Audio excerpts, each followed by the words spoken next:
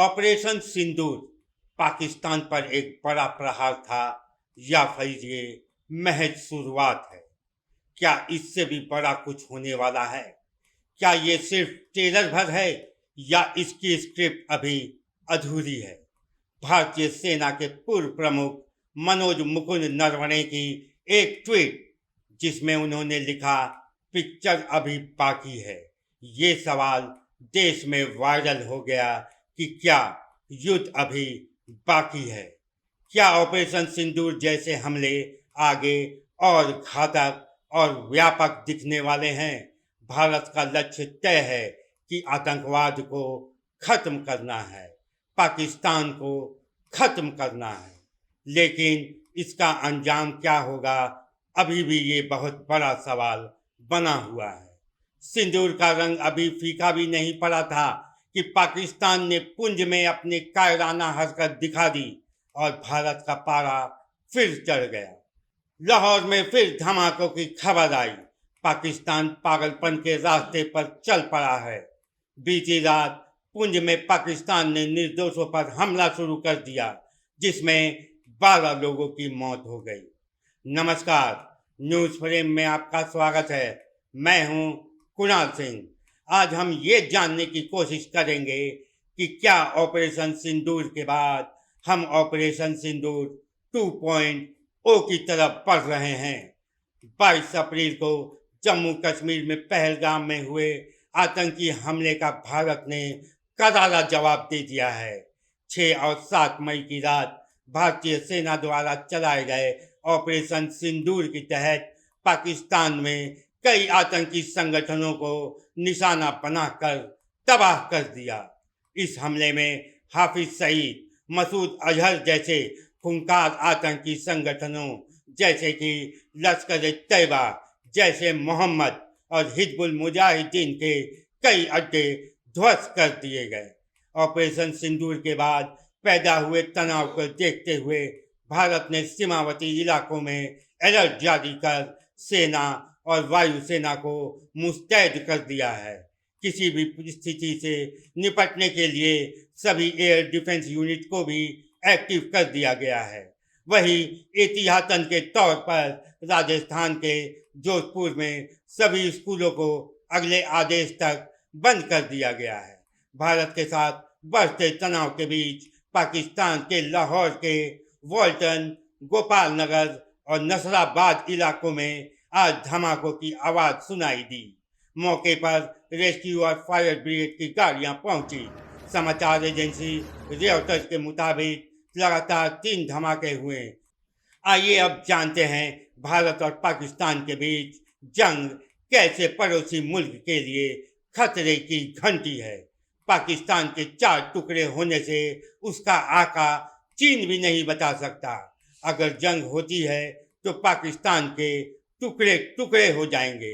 इतना ही नहीं, पाकिस्तान के कब्जे वाला पीओके भी भारत के पास आ जाएगा। इस बाबत सोशल मीडिया पर भी खूब चर्चा हो रही है। हालांकि ये चर्चा हवा में नहीं हो रही।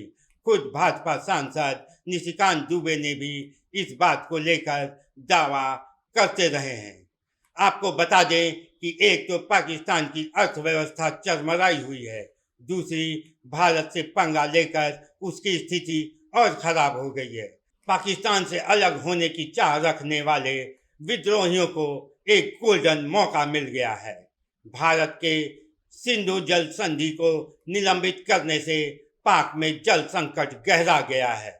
ऐसे में पाकिस्तान पर भारत का अटैक पड़ोसी मुल्क की उल्टी गिनती के समान है। ऑपरेशन सिंदूर के बाद पाकिस्तान से जारी तनाव के बीच केंद्र सरकार के आदेश पर कई राज्यों में सुरक्षा मॉक ड्रिल किया गया।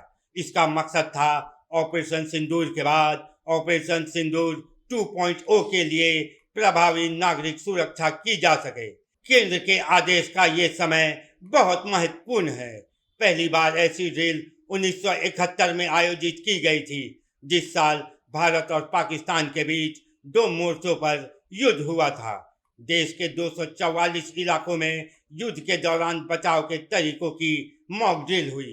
गृह मंत्रालय ने इन इलाकों को सिविल डिफेंस डिस्ट्रिक्ट के तौर पर लिस्ट किया है। ये सामान्य प्रशासनिक जिलों से अलग है। झारखंड, बिहार, उत्तर प्रदेश, दिल्ली समेत भारत के विभिन्न राज्यों में मॉक ड्रिल करके लोगों को जागरूक किया गया। इस मॉक ड्रिल का मकसद था कि अगर युद्ध या कोई बड़ा हमला होता है तो लोगों को कैसे सुरक्षित रखा जाए।